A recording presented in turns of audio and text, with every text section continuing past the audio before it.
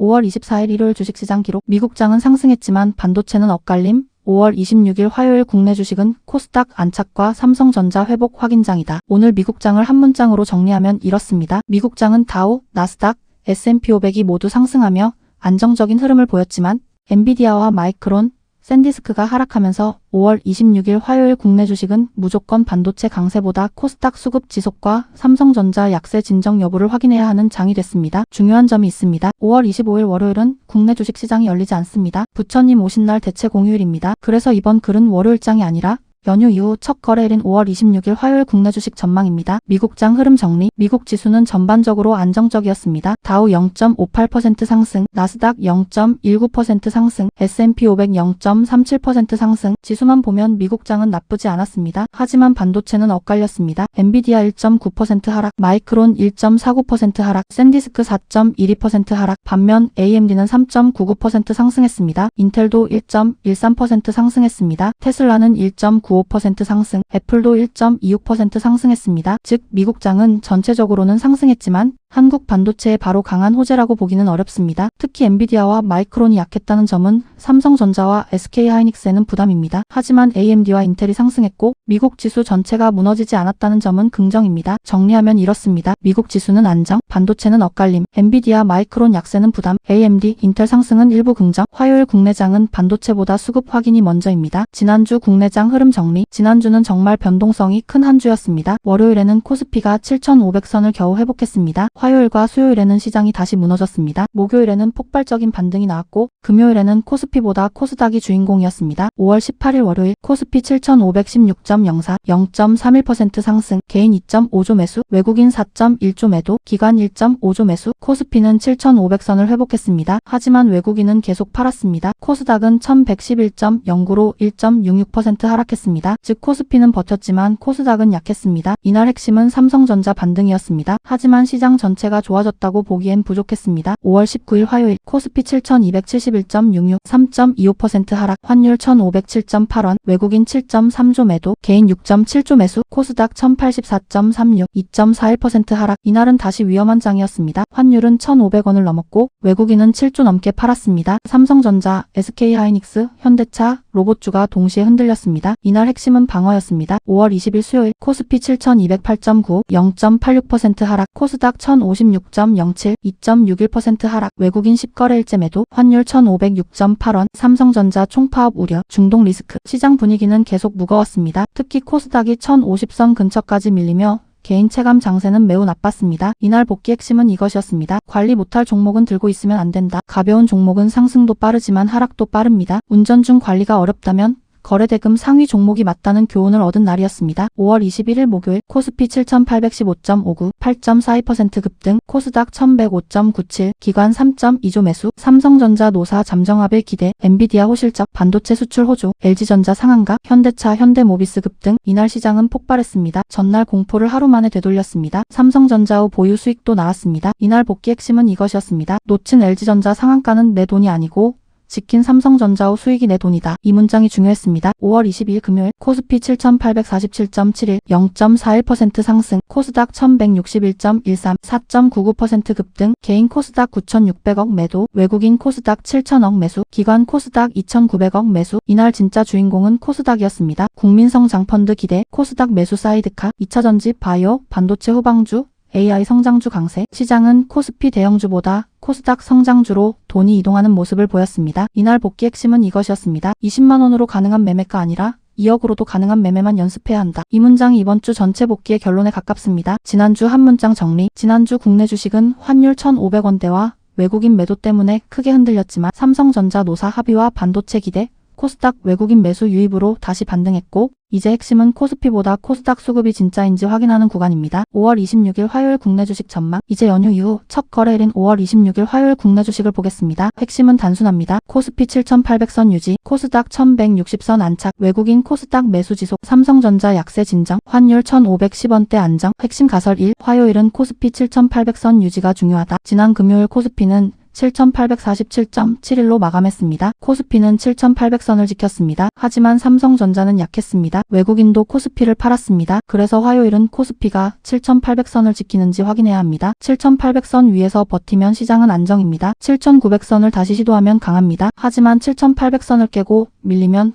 금요일 반등의 힘은 약해질 수 있습니다. 화요일은 코스피가 강하게 오르는지보다 7,800선 위에서 버티는지가 더 중요합니다. 핵심 가설 2. 코스닥 1160선 안착이 이번 장의 핵심이다. 금요일 진짜 주인공은 코스닥이었습니다. 코스닥 1161.13, 4.99% 급등, 외국인 7,000억 매수, 기관 2,900억 매수, 개인 9,600억 매도. 이 수급은 매우 중요합니다. 그동안은 개인이 고점 물량을 받아내는 장이 많았습니다. 하지만 금요일 코스닥은 반대였습니다. 개인이 팔고 외국인과 기관이 샀습니다. 화요일에도 이 흐름이 이어지면 코스닥 장세가 계속될 수 있습니다. 코스닥 1160선 위에서 버티면 긍정입니다. 1180선을 시도하면 강합니다. 하지만 1160선을 바로 깨면 금요일 급등은 단기 반등일 수 있습니다. 화요일 핵심은 코스닥 1160선 안착입니다. 핵심 가설 3. 미국장은 상승했지만 반도체는 엇갈렸다. 미국 지수는 올랐습니다. 다우, 나스닥, S&P 500이 모두 상승했습니다. 하지만 반도체는 엇갈렸습니다. 엔비디아 하락, 마이크론 하락, 샌디스크 하락, AMD 상승, 인텔 상승. 이 흐름은 한국 반도체의 애매한 신호입니다. 삼성전자와 SK하이닉스가 무조건 강할 것이라고 보면 안 됩니다. 특히 마이크론 약세는 메모리 반도체의 부담입니다. 화요일에는 삼성전자와 SK하이닉스가 장 초반 어떻게 반응하는지 확인해야 합니다. 반도체가 버티면 코스피는 안정됩니다. 반도체가 밀리면 코스피는 약해질 수 있습니다. 화요일 반도체는 추격이 아니라 확인입니다. 핵심 가설 4. 삼성전자 약세가 멈춰야 코스피가 흔들리지 않는다. 금요일 삼성전자는 약했습니다. 삼성전자 본주는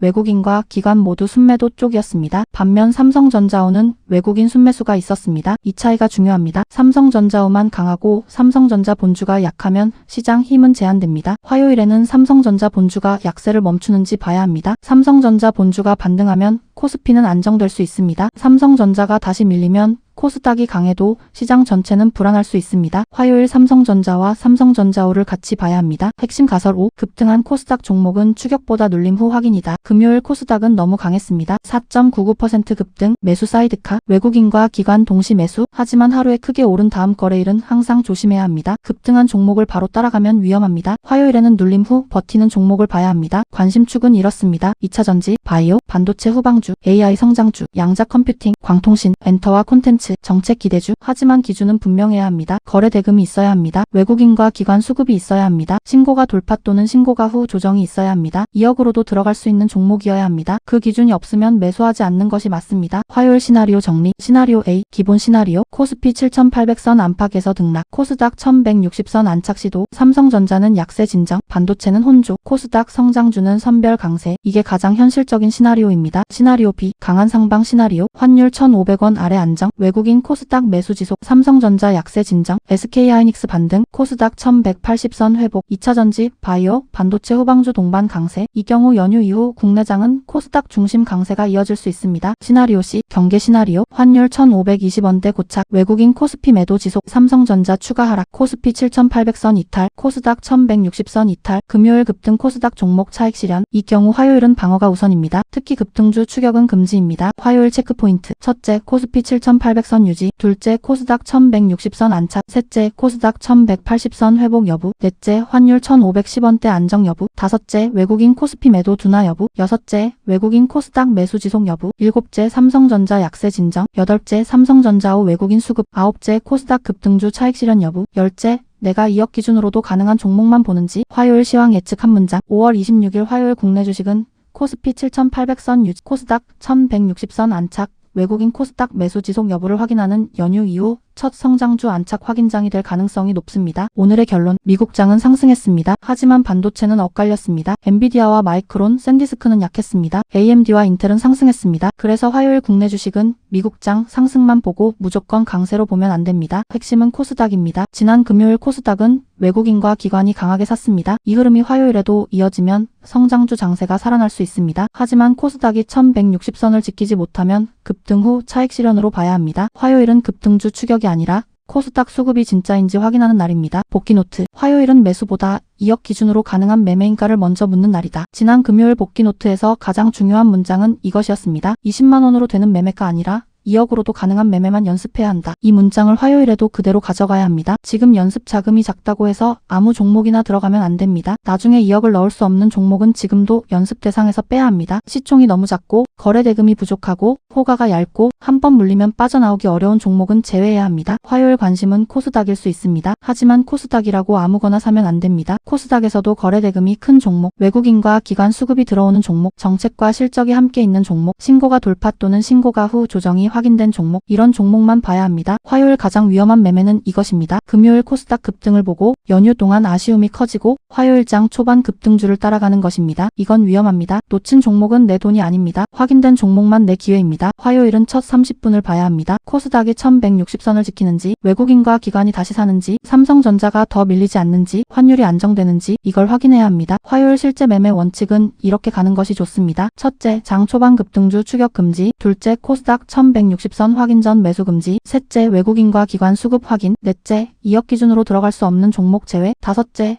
종가 베팅 원칙을 쓸 거면 장중 매매 금지. 여섯째, 시간 외 매수는 아주 신중하게. 일곱째, 첫 손실 후 신규 매수 금지. 여덟째, 임버스 충동 매매 금지. 아홉째, 매수하지 않는 날도 성공으로 인정. 열째, 이번 달 손실을 줄이는 것이 1순위. 이번 달은 우여곡절이 많았습니다. 하지만 현재 거의 손익제로 근처까지 왔습니다. 이건 중요한 변화입니다. 예전 같으면 이런 변동성장에서 손실이 훨씬 컸을 수 있습니다. 이제 목표는 명확합니다. 많이 버는 것보다 나쁜 매매를 줄이는 것, 좋은 종목을 많이 찾는 것보다 관리 가능한 종목만 하는 것, 20만 원으로 가능한 매매가 아니라 2억으로도 가능한 매매만 연습하는 것, 이게 전업투자 준비의 핵심입니다. 복귀 노트 한 문장, 화요일은 급등주를 따라가는 날이 아니라 2억으로도 들어갈 수 있는 종목만 골라내는 날입니다. The big money is not in the buying or selling, but in the waiting. 큰 돈은 사고 파는 데서 나오는 것이 아니라 기다림에서 나온다. 찰리 멍어, 화요일에 가장 필요한 말입니다. 금요일에 코스닥이 강했습니다. 하지만 바로 따라가는 것이 답은 아닙니다. 진짜 큰 돈은 기다릴 수 있는 사람에게 옵니다. 화요일 목표는 대박이 아닙니다. 확인입니다. 코스닥 1160선, 외국인과 기관 수급, 삼성전자 약세 진정, 환율 안정, 이 네 가지를 보고 움직여도 늦지 않습니다.